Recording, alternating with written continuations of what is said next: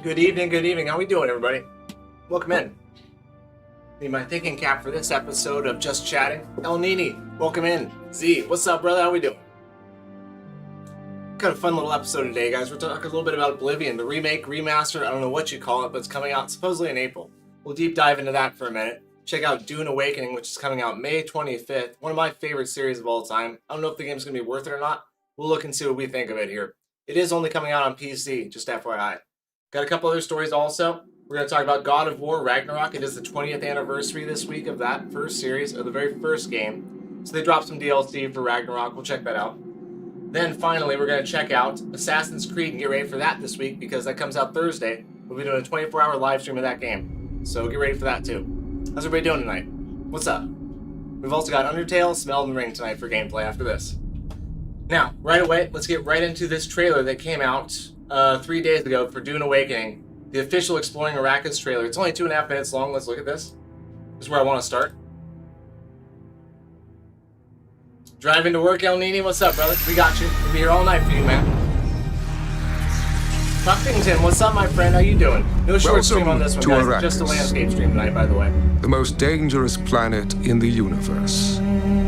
Now, we all know Dune, right? The movies are really popular nowadays. They've tried to make the series a couple of different times, and they've done the best job right now, recently, with these movies, I think, interpreting the series. It was originally a book series by a guy named Frank Herbert from way back in the day. Fantastic. If you guys haven't read it, you totally should check it out. It's a great sci-fi series.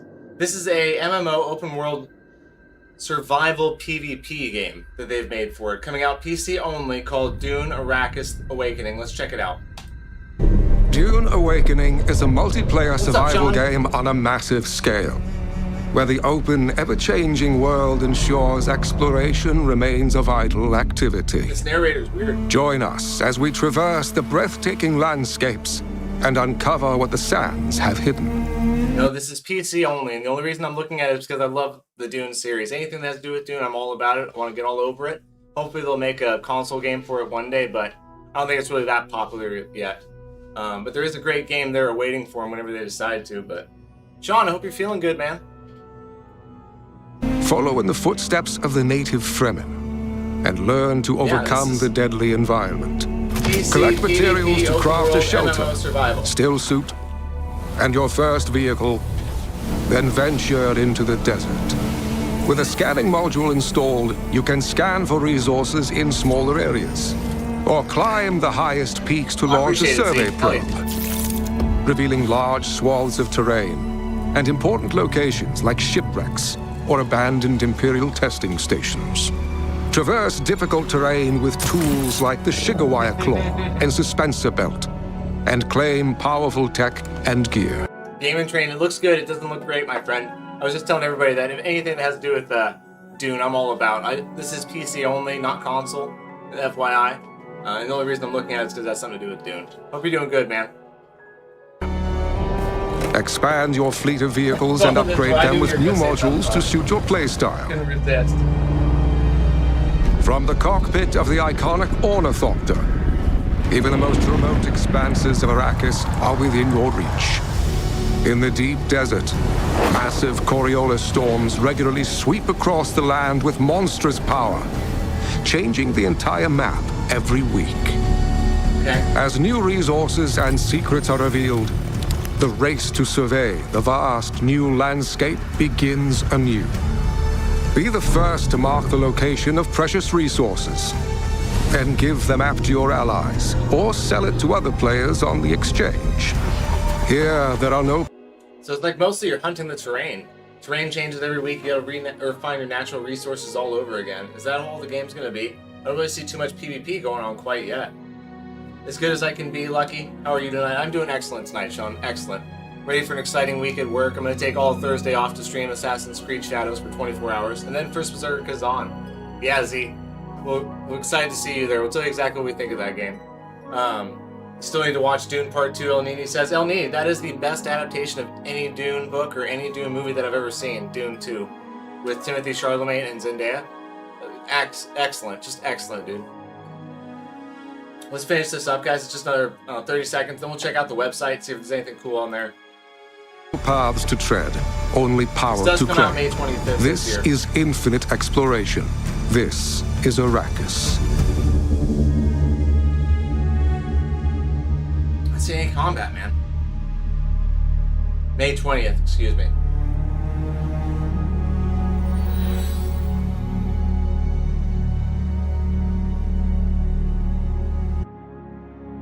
There's only one thing worse than being chased across the desert by a sandworm in Dune Awakening, and that's getting eaten by a sandworm in Dune Awakening. Not only does the giant phallic cretin suck you down into the bowels of Arrakis, it eats everything you're carrying. Your clothes, your weapons, and especially your spice liquor.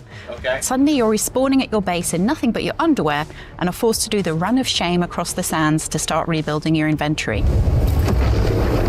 Oh, man.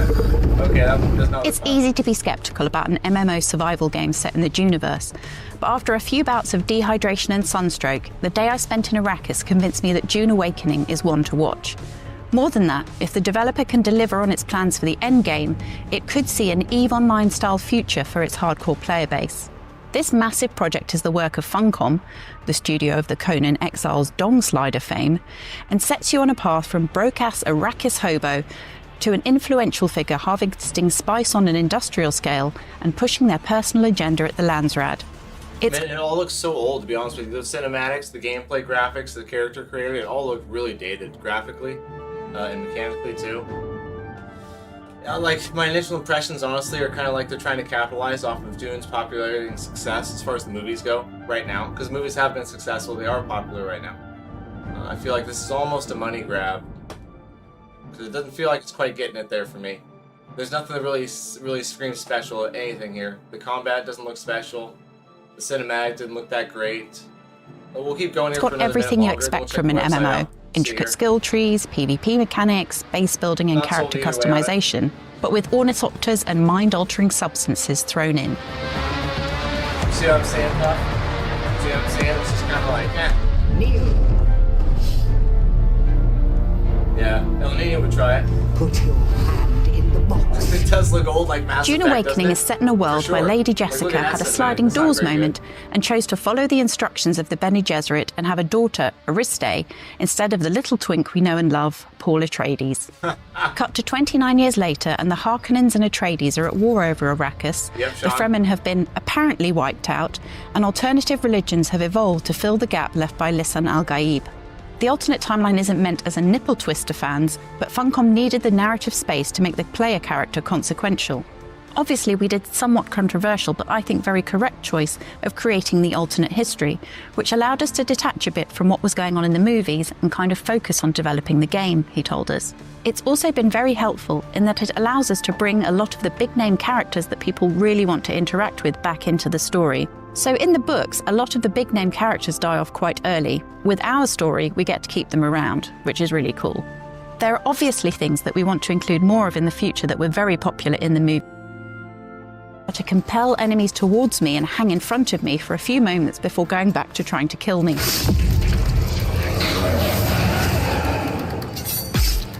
Yeah. Don't get me wrong, I was still very much a toddler in the eyes of Dune Awakening. One ability I unlocked No, was that looks better like a 6. sunstroke tolerance. But by the end of the day in Arrakis, I had slightly better Raymond, weapons that's a and no had for me, mastered a that's right. super fast dash move that Yeah, I mean, this game gives us all a little bit weird vibes, doesn't it? Looks like typical third-person shooter survival game, Sean says. Yeah, just typical, right? Old-ass graphics, Puff says. That's probably the worst thing you could say about a video game adaptation, that it's not special. Is that what you're saying? Yeah. They should make a Souls-like Dune game. That'd be great. That'd be great. I feel like a lot of people either go and commit to the Souls formula or they want to stay away from it and just try to be different. This one could benefit from it for sure. For sure. You know, there's so much material there with Dune. You could do so many different things with it, man. Explore it from so many different angles, and there's so many different stories to tell within the series. It just seems there's no story really. It's just you running around, building the base, surviving, finding natural resources and shit. Just like getting a little bit of taste of what Dune would be if you were just like sitting in there. But I don't see any story either. And the gameplay doesn't drive me either at all. At all. Cock like Dune Game Puff says. Gamin Train is out, no Freeman. That's right. Let's check the website for just a second here. I do have it pulled up. I thought I did. It's one of these. Here it is. The very last one. Okay, Dune Awakening. This is the website right here. Surviving Arrakis. Learn ways of the Fremen. Seek the shadows to escape the scorching sun, craft still suits, and extract water from your enemies to stay hydrated. Build shelter to escape lethal sandstorms, and always beware of the sandworm.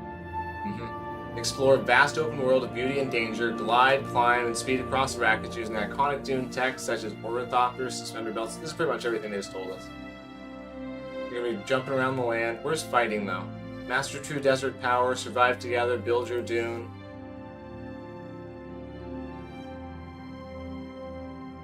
Rise to the power through the ranks of the Atreides or the Harkonnen. As you build reputation with your great house, you will access unique faction rewards such as equipment, vehicles, and building pieces. Ultimately, you can pledge your entire guild to their cause. Okay, so the story is you're going to pick one of the side or the other, and then just kind of like play out the story of Dune and control of it. Control the spice, and you control Arrakis. The ever-shifting sands of the deep desert offer not only infinite exploration, but also infinite rewards. Your players, guilds, and great houses battle over massive spice blows to fuel their finances and their ambitions. Okay, PvP, here we go. PvP is always optional. Participate in major ground and air battles in the deep desert or support the efforts from behind the front lines through PvE activities like crafting to secure power in the Landsrad. Play politics and make decisions that impact the whole server. Interesting. So you should be able to fight air and land. You can probably get an ornithopter and fly around and shoot shit.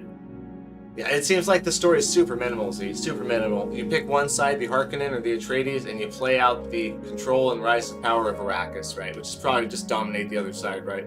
Kind of Total War Shogun style or something like that. Ugly ass game, Puff says. The thing about these games is that they survive on player population. Right. People in there playing and actually buying stuff inside the game. I bet there is a bunch of microtransactions in it too. See, there's a little bit of news. Let's see what this is. Actually, the last thing we'll do is check prices here. Let's go Google and let's go Steam price chart. Because I've seen enough of this to say that it's not something that I really want to play. Or that I think is worth it. Let's see the price.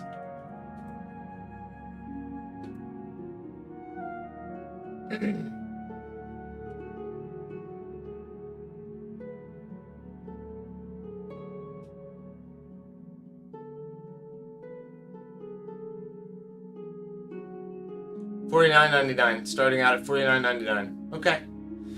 Yeah, $50, that's cheap nowadays for a game.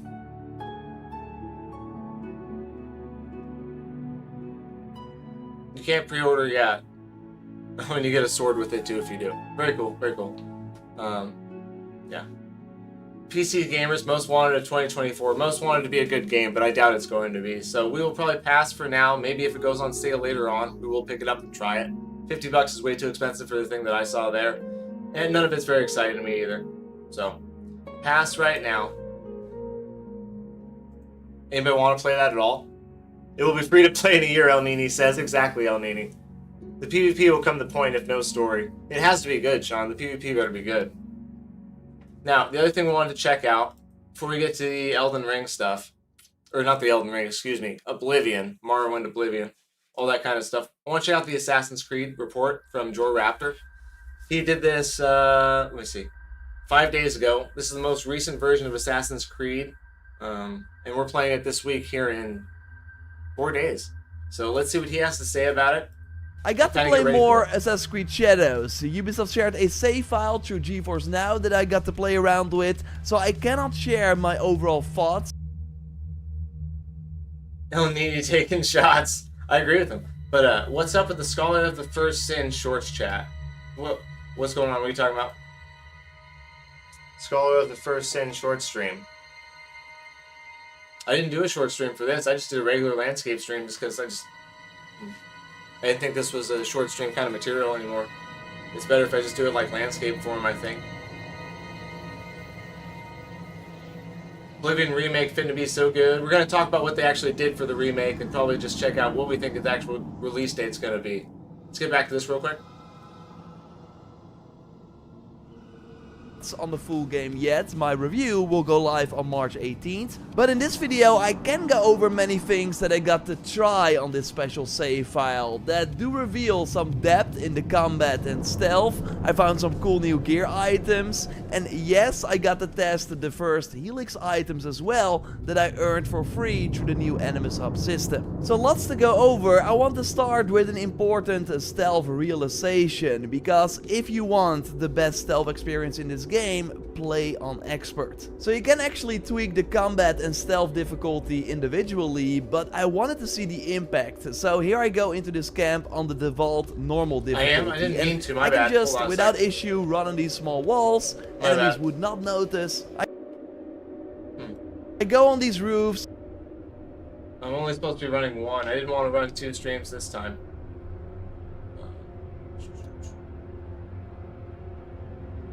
We'll go back to that in just a second. Let me fix this here. Okay, the short stream just started up on its own. Oh yeah, that's funny. That's funny, it sure did, didn't it?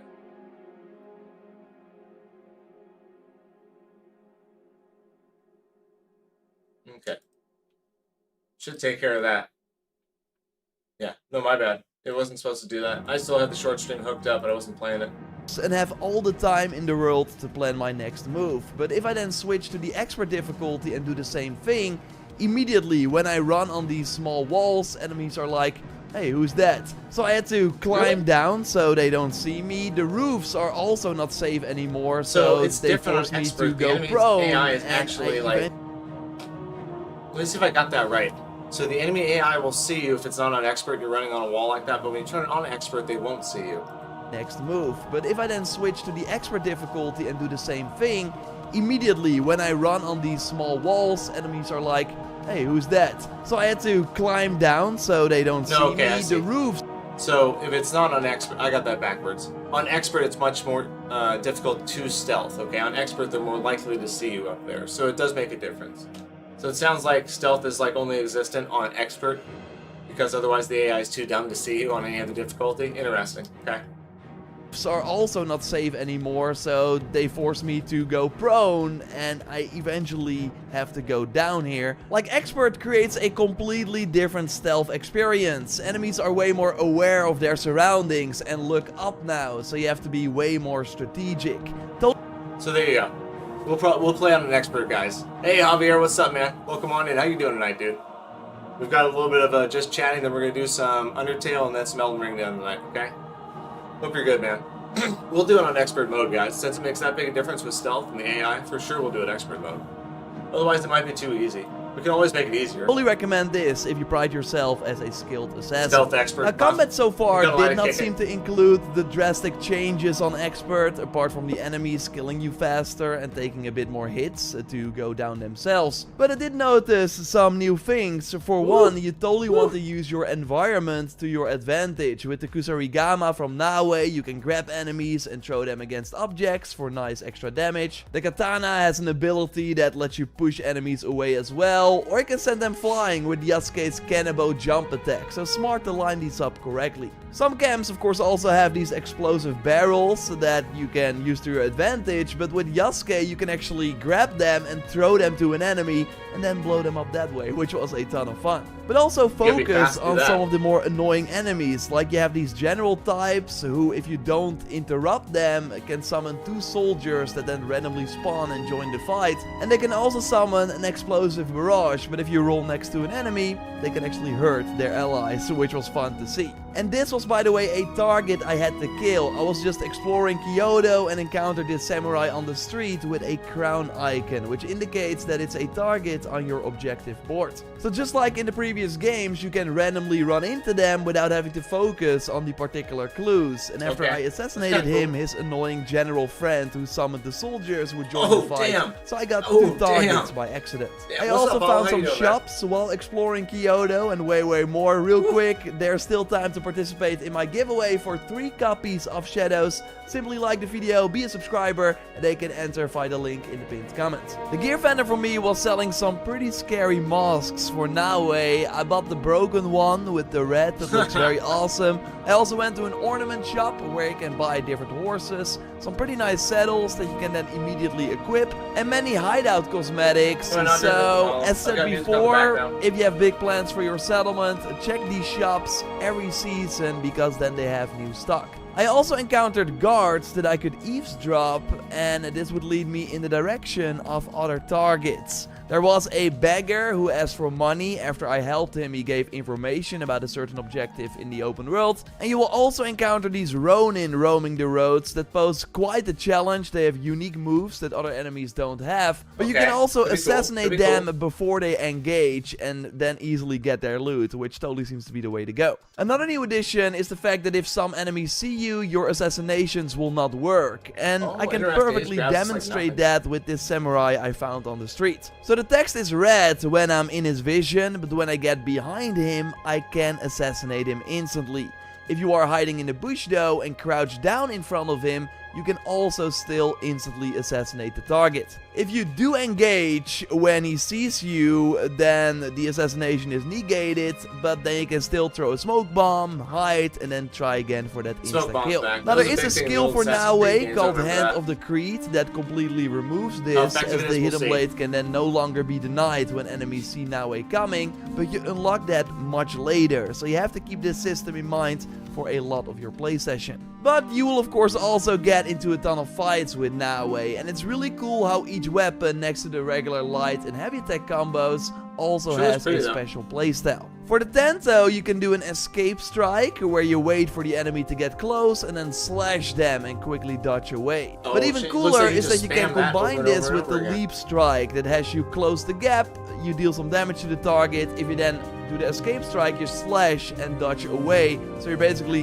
in and out, deal damage without the enemy able to react, and it looks very cool too. With her katana, she has a special dodge attack that you can basically spam and also hit multiple enemies with. It's surprisingly good, and the Kusarigama goes a bit further. So this is your regular Kusarigama light attack combo where you use the sickle, but maybe you noticed that Naue flashes briefly. If you do a light attack right when she close, you will perform a quick strike. So in this case, do 2 fast slashes with the sickle. For the heavy attack, we use the chain and swing that around, but if you time the heavy attack right for that quick strike, Naue will instead do this whirlwind attack where she hits the enemy way more often, and this in particular is great if you have affliction on your weapon. So what's different in Shadows is that any weapon can have any of the status effect types, because it's a stat this time. It's not a special perk that you only find on a handful of weapons in the game. Now any weapon you loot can have it. So I got to try Poison now, and it's pretty strong, because if the enemy has no armor, they will be stunned and throw up, while also taking damage over time, which can of course kill them without you having to do anything. And like we're just going over some news and stuff like that on Oblivion. We're going to cover that in just a minute, JD. Talking about Assassin's Creed Shadows right now, because we're going to do a 24-hour live stream of that Thursday. And just going over general gaming news and stuff, and getting ready for Undertale here in a couple hours, and Elden Ring later tonight. What's up, bro? Like I said, I could use some Helix items, and this is where the Aikyo Kusarigama comes in. I got this for free through the Reda-like system that I sadly cannot talk about in this video, but I will of course explain in the future. But the perk on this weapon was really awesome, as you can now press the light or heavy attack button. Fatigue is a real thing in anything, for sure. Especially as much as you play. Because you play a lot of video games, Javier. You platinum a lot of games. So, take a break for a while, man. You know, for sure. It's completely normal. Directly after a dodge to also trigger that quick strike. So then you don't have to focus on these glows anymore and can just spam the whirlwind attack. This weapon also has the poison build up, so yeah, as you can see, it's a very powerful combo. Of course, in true Helix fashion, this weapon also has... We want to see a tier list of, JD. We can do a bunch of those. I need to do more of those and more reaction stuff for sure. So far, I'm liking a lot of things about this. I'm excited about our 24-hour live stream on Thursday this week for Assassin's Creed Shadows. It looks like it's going to be fun. I don't know if I'll get through the entire game in one shot. We'll see.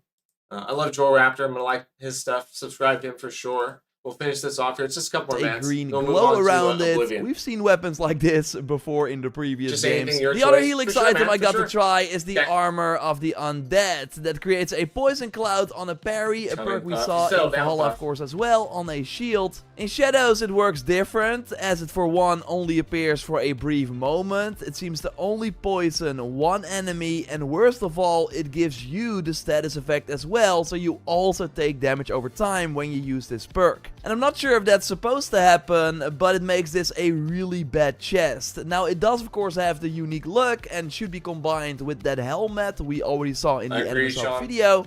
Still though, I don't think this one is worth it. No, better is a chest piece I got for completing the military castle in Kyoto. This would let me parry armor and stuff looks unblockable cool, and the weapons attacks, do. so then you don't have to dodge away when the enemy does this red glowing attack, which is a game changer. Ooh, And I love the combat look looks of very the interesting. Protector's Oh, armor damn. too. I That could could be also cool. use other free items that you could claim, like the hourglass that you got if you were paying attention during the reveal and watched my videos. It looks really cool and can be great for a day's build because it increased the duration of that powerful effect. The Naginata from the root beer was also something I could try. You can I still love that get weapon. this, a link on how to in the video description. It should have a unique look. It works great on the bamboo, but overall Can of this Red Bull. weapon is nothing special. Still a nice way to get an early epic weapon though, because these purple items start dropping way later. And the special attack with the Naginata lets you perform a very cool combo out of a block, but you have to learn the button combinations.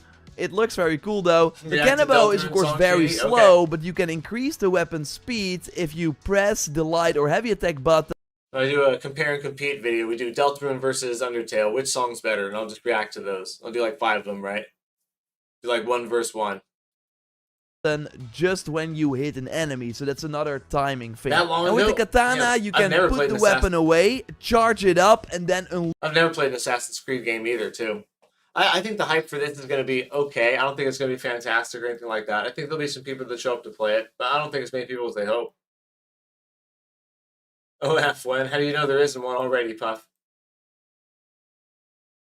the attack. This one in particular is very, very awesome. Next week on March 18th, I will have my spoiler-free review of the full game, and that is also when the spoiler-free tips and tricks will start. I will live stream open world exploration. There are Twitch drops if you watch on Twitch, and way more. Just subscribe if you haven't already to not miss any of it. We're so close. I can't wait for you to play. Now don't forget to leave a like, check out my most recent video by clicking on the screen, and I will speak to you very soon. Goodbye. Yeah, so that was really good. I love Joe Raptor's stuff, by the way. He actually gets a lot of insider gaming news. One of the guys that really likes pay attention I haven't dug. I think that's Luke Stevens. I watched a little bit of his stuff, but not as much. Now, let's go over to Assassin's Creed on the Steam database and see what's up here. Release date, 20th. In 3 days, we've got it locked into our library here. It's number 43 in wish list, which is really lame. Number 12 in top sellers, which is really, really lame. Surprising because it's coming out recently. Or really, really soon. Yeah, and there's not much else to say. 30,000 copies sold already. That's about it. Or 30,000 followers. That's really not much at all.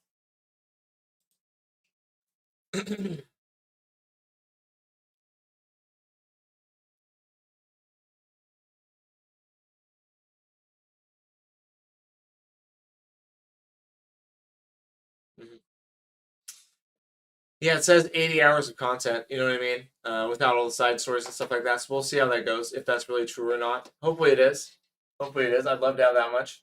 Play it for like a week and then play First Berserker Kazan right after that. So we'll see. That's coming up Thursday, guys, so get excited for that one. Now moving on to what's next here. Let's check out the God of War DLC that dropped because it is the 20th anniversary of God of War, the very first version. Let's read this here. This article from Gamatsu. New armor, appearances, and attachments. God of War Ragnarok Dark Odyssey Collection update launches March 20th in celebration of the series' 20th anniversary. It's a big month for a lot of stuff. Now, I never played God of War Ragnarok. Maybe we'll play it later on in the channel. I heard it was actually kind of challenging. Did anybody play it and try that one?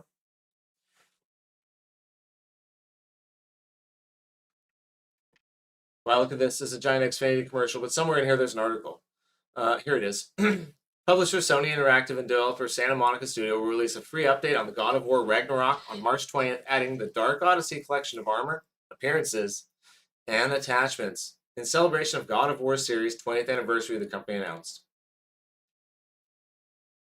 As a gift, everyone who owns God of War Ragnarok on March 20th will be receiving an update for all players on PlayStation and PC that includes Dark Odyssey Collection at no additional cost. So the people on Xbox don't get it? Or is Ragnarok a PC and PlayStation exclusive? Sick Nero, my friend, what's up, dude?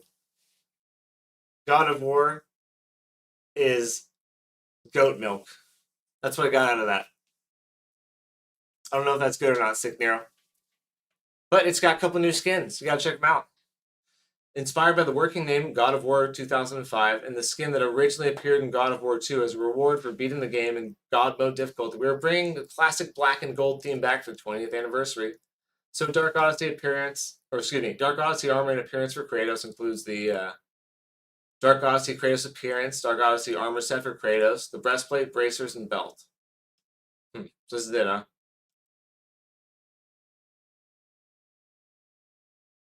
Okay, so that's the 2005 version, God of War 2. And here's the Ragnarok version. That's actually pretty cool looking. Pretty cool. I think I like it. And he's just gotten more ripped with time. It's on that TRT now. Have you seen the trailer? Last time of Metal Gear 5? No, I didn't. Not of Metal Gear 5. Oh, they know how to milk it. I know what you're saying. I got you. Making sense now. That is a series, God of War, that they milk all the time. That one and Last of Us, Call of Duty. I mean, yeah. They've beat that dead horse more than it could be ever beat, I'm sure. Bring back Rygar. The studio's milking the franchise lately. Xbox players lose out on a lot of good stuff, and no offense to anyone, that's because Microsoft does not care what you want. All they care about is how they benefit. Yeah. God of War 2 was goated. Yeah, I think that's the last one I played, actually, was God of War 2 way back in the day. So, anyways, that dropped. You get that little suit. Looks cool. Dark Odyssey companion armor. You get one for her. Nice. Man, she's got some red eyes. She's tired as hell. And Atreus right there. Looks pretty good, actually. It's almost like an elven suit of armor with his little bow, too. Kind of cool. Weapon appearance and attachments. So everything goes gold. Is that what that is? The golden spearhead, the golden axe head. That's actually pretty cool. Bejeweled and stuff like that. I get tired of playing video games. Is that normal? It absolutely is, Javier. Absolutely is. No, Javier Puff says. Changes his answer. Yeah. Have you tried like a different style video game? You should try like Inscription or something like that. Or try Subnautica, Javier. If you haven't, I don't know. Subnautica is a really fun, chill game. Like, there's no pressure in that game. Actually, there is a little bit, but yeah. Anyways, try something different if it's seeming like you're burned out.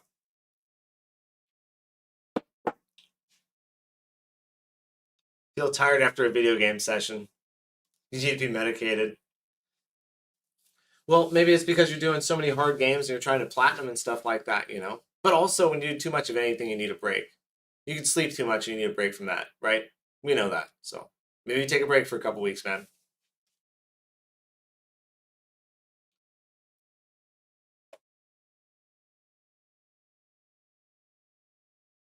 Oh, there's a ton of other stuff too. Check it out. Interesting. So many things get an upgrade here. The shield gets new appearance and stuff like that. Oh, okay. I like the leaf style in the middle. That looks cool. That one's got too many openings right there. This one, your standard round shield. Very cool, very cool. I respect the effort they put into it. I respect it, and I respect they're going to give it to guys on PC and PlayStation for free. Please note the weapon appearances are made for the fully upgraded versions of each weapon and will only be available for use upon reaching that upgrade. Damn, okay. So you got to upgrade your weapons all the way for it to actually work. I wonder if there's any news on Deltarune Chapter 3 or 4. Some good old wacky dust will keep going, Javier. What's new? Haven't touched it in a week and feel better. Give it one more week then before you do touch it, man. What's new on the gaming list? First Berserker Kazan. You're going to want to try that one out when you get back. That comes out on the 24th, 27th for people that didn't pre-order it. Deltarune 3 or 4 news? I'm not sure about that. I'll do something on that next week, JD. How about that? Because we'll do kind of a review on Undertale, go over some stuff, and get ready to do Deltarune later on.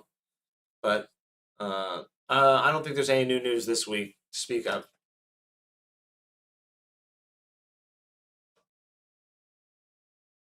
Okay, cool. The rest of that's just how to use this and put it on.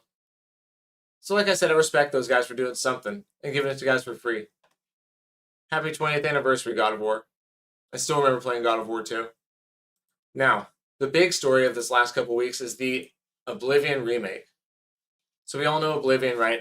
Back in the day, this was one of the hottest games that came out. One of the original RPGs that kept me going over and over and over again for hours and hours. And I didn't even beat the main story either.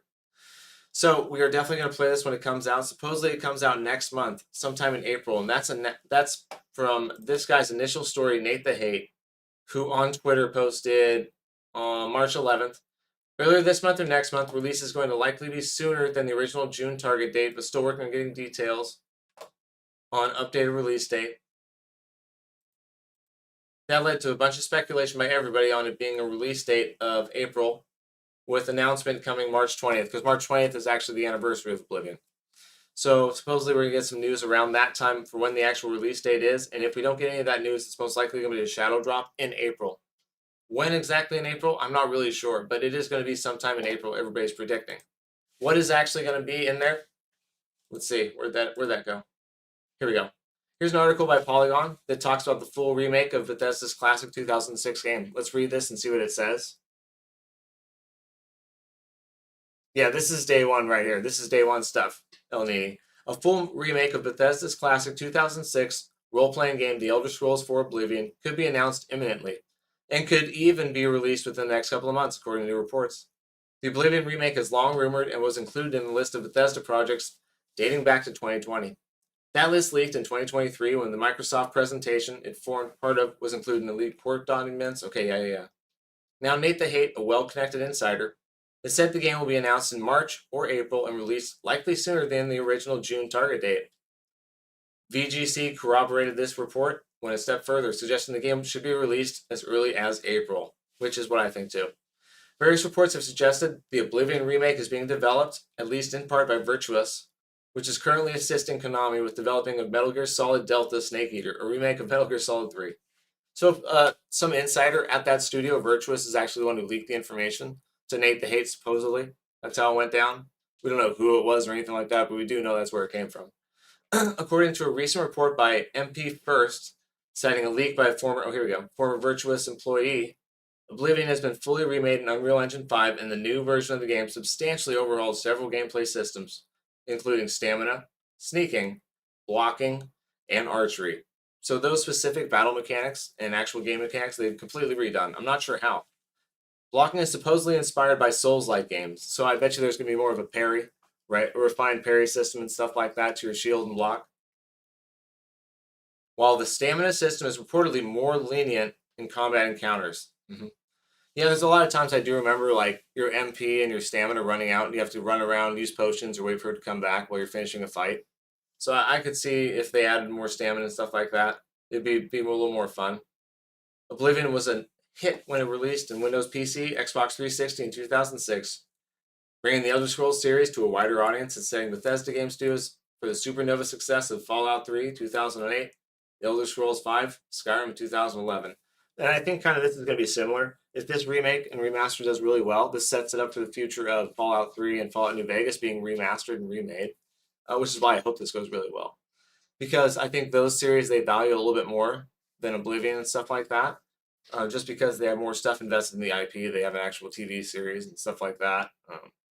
So I think this would be the next step if this does go well. I expect this to sell very well, and I think it's going to be pretty well received. I want an exact date for this when it comes out so we can really start making some hard decisions and stuff like that. Because once they see it do well, I'm pretty sure as soon as they do, we're going to have a New Vegas in the works. We're going to have a Fallout 3 in the works.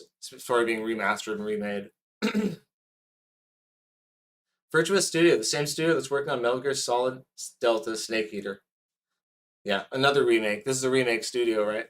It's a remake of Metal Gear Solid 3. That's so interesting to me. That's what they specialize in. So that's actually a good thing, I think.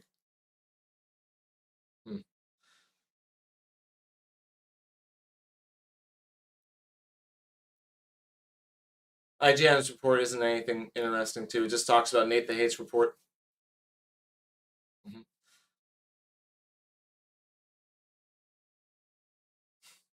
According to MP First, Virtuous has remade Bethesda's much-loved open-world role-playing game in Unreal Engine 5, which suggests a significant rework rather than a straightforward remaster. Gameplay changes were allegedly detailed, including tweaks to stamina, blocking, archery, hit reaction, and the heads-up display. As reported by MP First, blocking was changed with action games and Souls-like games in mind because the original system was too boring and frustrating. Yeah, I will say that. That was one thing I was worried about with Avowed, whether the combat system was going to be able to hold up. Because it's a lot like Oblivion, Morrowind, those first-person kind of medieval style, swing your sword and hammer and shield. And Kingdom Come Deliverance is the same way. I wasn't sure if that was going to be able to hold up in modern times, but it seems like Kingdom Come Deliverance did okay. People liked it. But they did revamp it just for that reason, I think, and made it more Souls-like, more responsive. Sneak icons are now allegedly highlighted. So I don't know what that means. With damage calculation revamped, the knockdown that comes from stamina being depleted is reportedly harder to trigger. Okay? And the HUD was redesigned to make it easier to understand elsewhere. Hit reactions were added to make response clearer, and archery was reportedly modernized in both first and third person perspectives. I wonder what modernized means. Wish they had examples of that kind of stuff. What's up, Derek? How we doing, man? We're talking about the Oblivion remake, which I think is coming out in April. Getting excited for that. We're going to try that out. Then we talked a little bit about Assassin's Creed Shadows coming out this week on Thursday. We're going to do a 24-hour live stream of that. And then we're going to watch some other stuff on some other stuff right after this.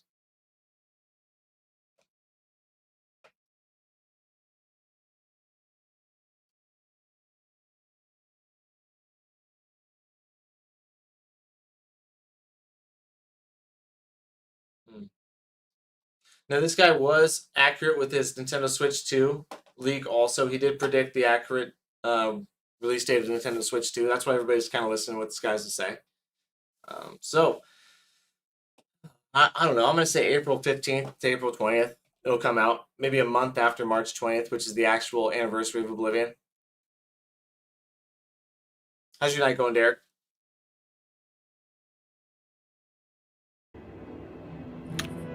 Goodbye. Man, look at this old school gameplay here. Who all played the original Oblivion?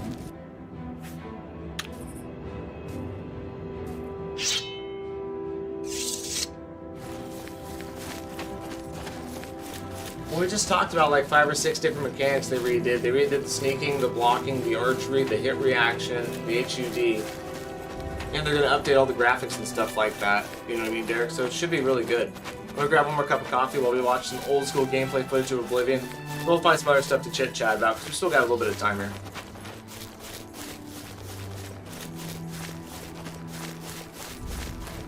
Morrowind's classic. That was one of the very first games I remember playing. Like, really getting deep into, man. Getting all the Daedric armor sets and Umbra's sword and stuff. 1 second, guys.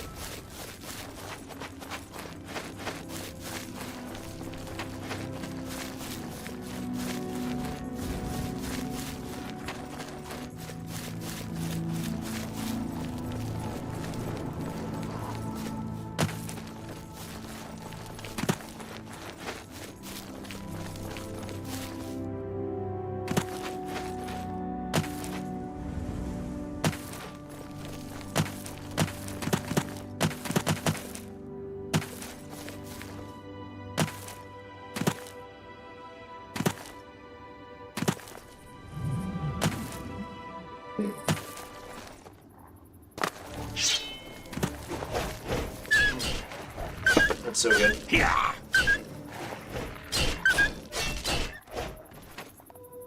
I wasn't sure, man, how this combat would hold up nowadays. And they said they made it more Souls-like, so I don't know what that really means. Like, maybe when you're in third person, it's more smooth, reactive and stuff like that. You have a parry and whatnot. Because I don't think you really have a parry in Oblivion, do we? Now, while we're on Oblivion, let's look up 10 coolest secrets in Oblivion, because this is one of the coolest things about these old games. They're like old school where there's a bunch of ways to break the game and stuff. You could like levitate yourself onto a couple of different platforms and caves and get some really secret armor and stuff. Let's look up a couple of these things to remind ourselves how cool this is.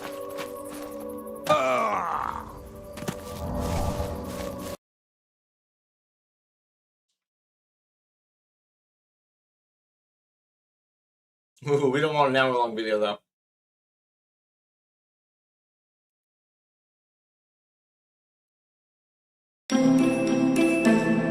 I like these guys. Anybody watch Gaming Bolt? Gaming Bolt presents 15 greatest Elder Scrolls. Yo, what's up, Owen? We're just getting excited for Elder Scrolls Oblivion. There's a remake coming out really soon. I predict in April, and so do a lot of other people.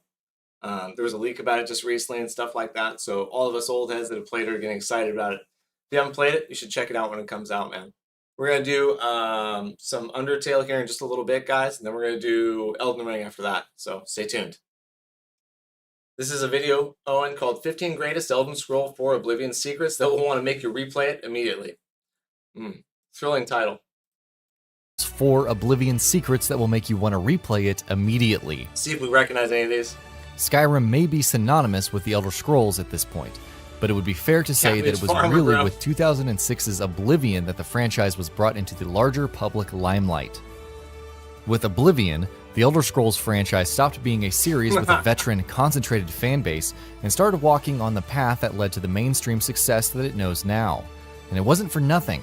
Oblivion had several faults, including the typical Bethesda jank that you'd expect and a lot of clutter that players had to sort through to get to the good stuff. But when you got to the good stuff... Yeah, but back when that blanket was a familiar, homely feeling, or that jank was a familiar, homely feeling, right? Like a warm blanket you put over yourself after a cold storm, you're like, ah, yeah. Fallout New Vegas has some of the jankiest shit in it, but it's my favorite Fallout game. It was like nothing anyone had ever seen at that point. Even to this day, many people still play Oblivion. And while it doesn't throw new things and secrets at us with the same frequency that a lot of more recent titles do, there's still plenty to discover and gawk at. So, here in this feature, we've compiled what we feel are the 15 best Easter eggs and secrets from the Elder Scrolls 4 Oblivion. If you think there's anything we might have missed, tell us what they are in the comment section below. Star Wars Episode 3 reference. In the vicinity of the first Oblivion gate that you close in the game in the area of Kvatch, you only have to look around for a little while before you find this. A charred, barely alive man who's been burnt to a crisp, lying on the slopes of a mountain with his feet touching a river of lava below, almost exactly like Anakin Skywalker as he was shown in the final minutes of Episode 3 before he donned the famous mask of Darth Vader. Giant mud crab. Oh shoot, my bad.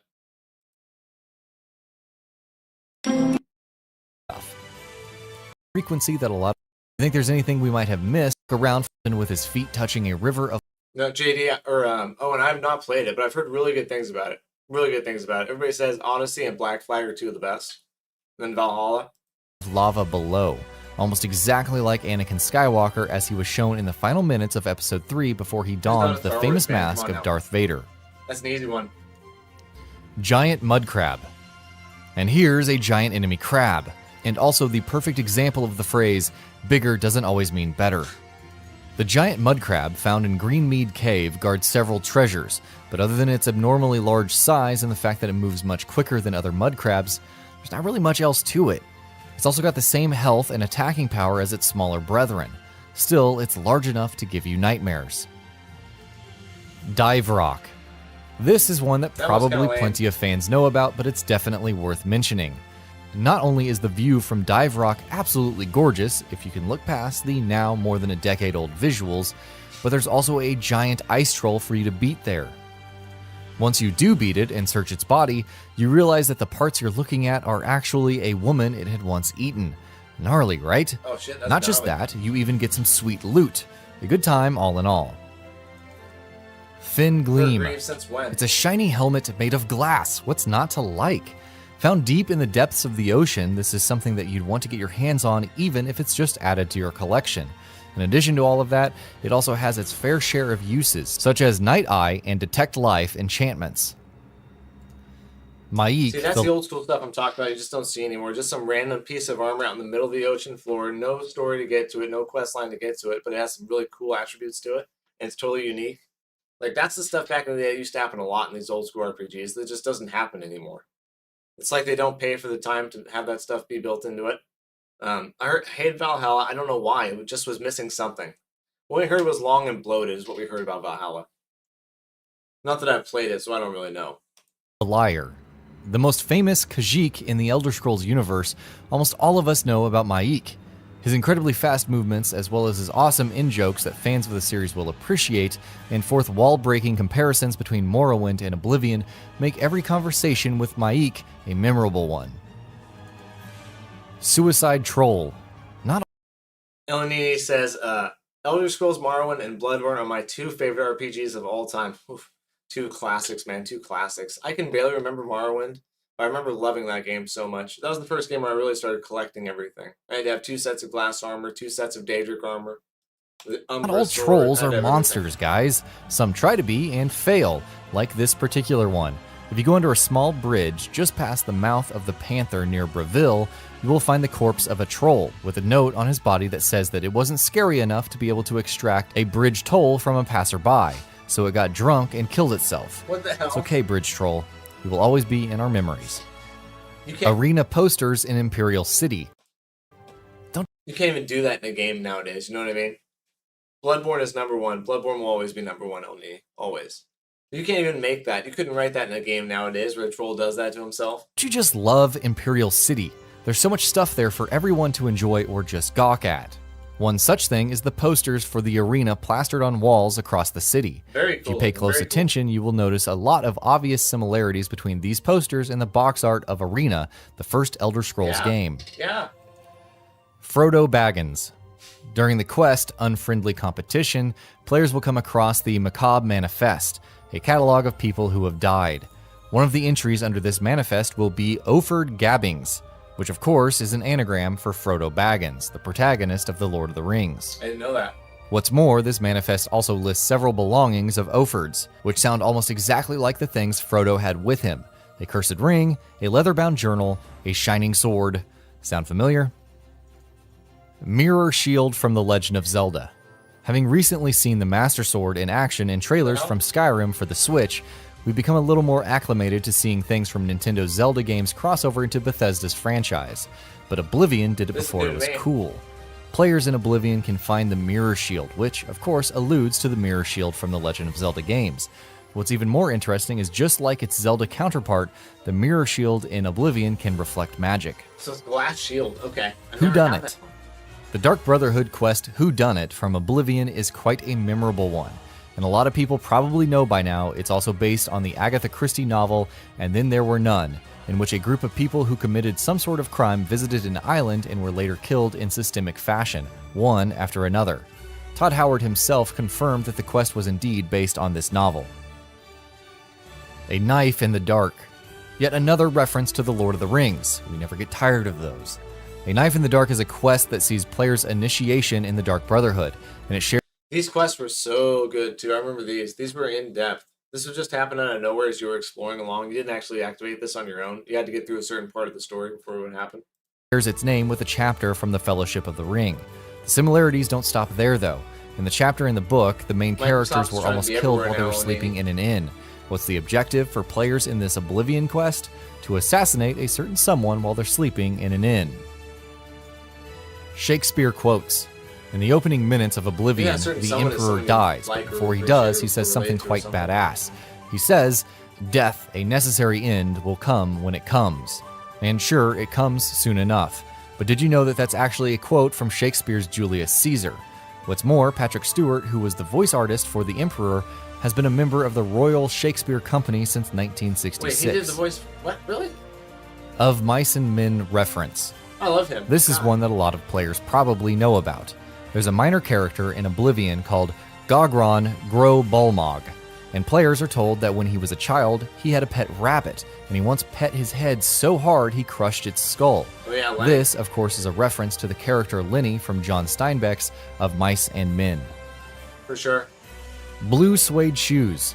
There's an item in Oblivion that's called blue suede shoes, and as many of you may know, this is a sort of homage. To what exactly? Well, to a rock and roll standard called Blue Suede Shoes, written by Carl Perkins and performed by himself among other artists. Very easy to come across and also very easy to miss if you don't know what you're looking for. Definitely worth mentioning though. And number 2? Giant ninroot. There's actually a number of these all across the map. There are certain areas in Oblivion where players can come across massive ninroot plants, almost as large in size as the player's character itself. I have seen those in the game. You're going to make a giant orc, or you're going to make an orc mage build? Nice, man. In Oblivion, or you're going to make it in Elden Ring? Of course, they're similar to regular ninroot plants in every way other than their size, so maybe it's best to leave them alone, to be looked at and not plucked. And that'll be about it for this one. If you guys like what we're doing at Gaming Vault, please consider subscribing to our channel, and I'll see you guys on the next video.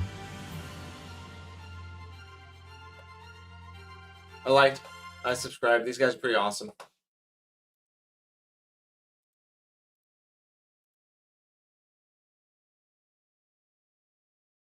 Let's see what the sales all time are on Oblivion.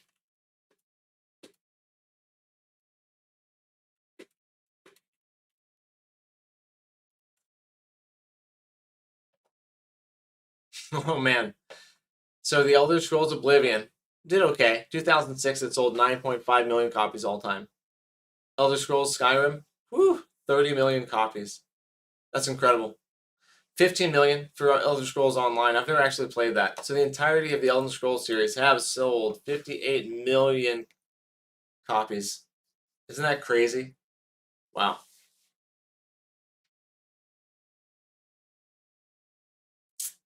Even if that's $20 a copy, that's $1 billion, right? That's insane. Good for them. So we are excitedly awaiting that. Like I said, sometime around April 20th, April 15th, I think is when it's going to come out. My personal suspicion. I believe here in 4 days, we'll find out more news about it.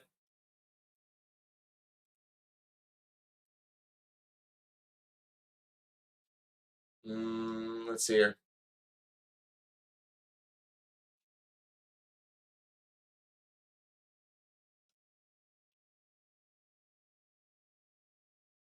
Let's check out the Death Stranding trailer one more time. Just because it's such a badass trailer. Just want to watch it one more time.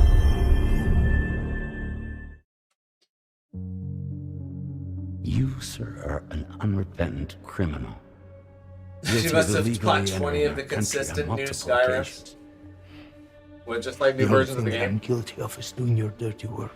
And by way After this, we'll get out of here, guys, but I wanted to check out this Death Stranding trailer again and just remind everybody that we're going to play this June 1st, Death Stranding 1, and then June 26th. Makes you think you have a choice! We're playing this, for sure. This has me really excited. What kind of cargo? Cargo like brain dead, pregnant women. No, not possible allow that. That's why I have to smuggle them in. They make me bring them over from Guy looks like Mexico. Solid Snake's cousin, doesn't he?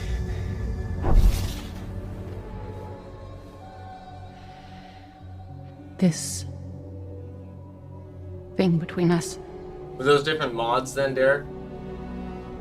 The different modded versions. It was a mistake. No. No, it was not a mistake. It was not a mistake.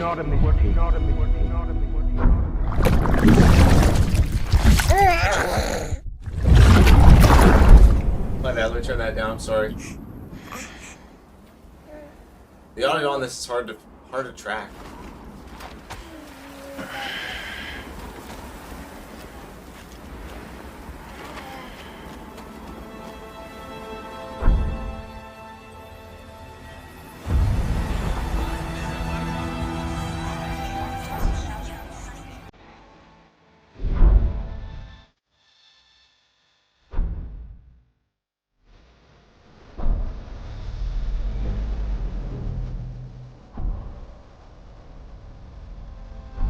The Elder Scrolls Online.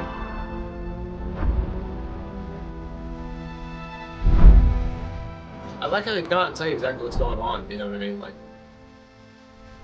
basically it's after the pandemic, you've connected everybody back together, there's a couple new factions that have showed up, trying to take things over, and shit's gonna get crazy.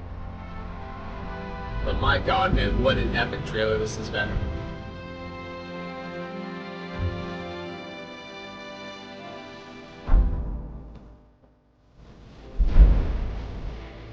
Kind of like The Last of Us, then Derek Biz keep re-releasing it, change one or two different things to re-release it. This time it's $25, then it's $24, then it's $23. Yep, it's on sale for $19.99. We're gonna get it.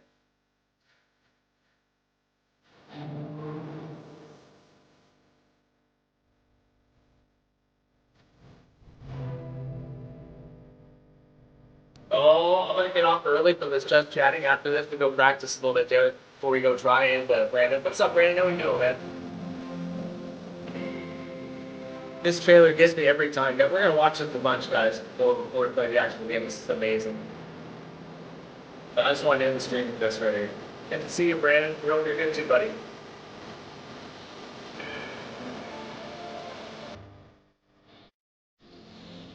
The musicians are really good. They did the soundtrack for this. Really good soundtrack. It's really good. I think Kendrick Lamar sampling or something like that for his famous.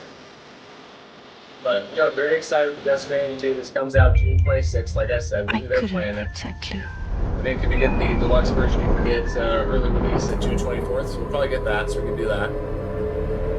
June 1st, we'll be playing the very first one to get ready for it. Don't really know much about it at all.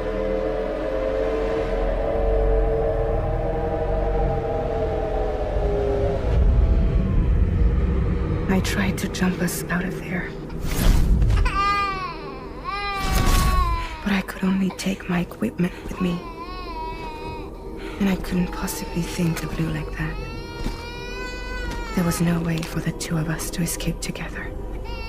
The best I could hope for was to jump Lou out. Just Lou.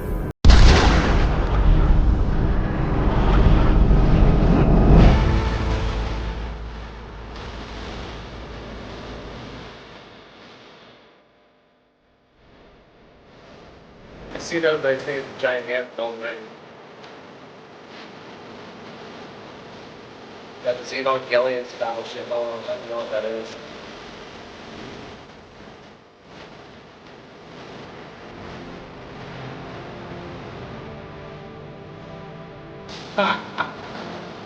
Oh god. Let's get it. Let's get it.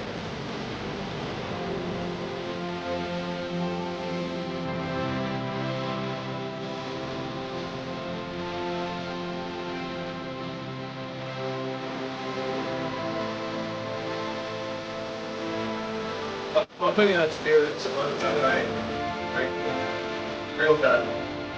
Get that gun down when we want to show off with it.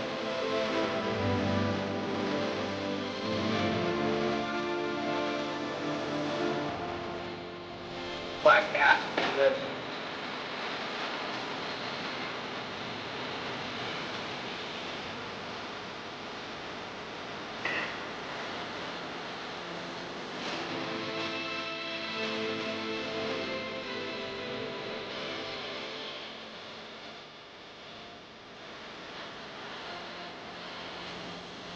Jack.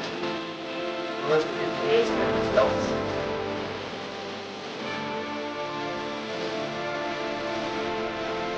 I see more and more every time I watch this. Something I missed the first time.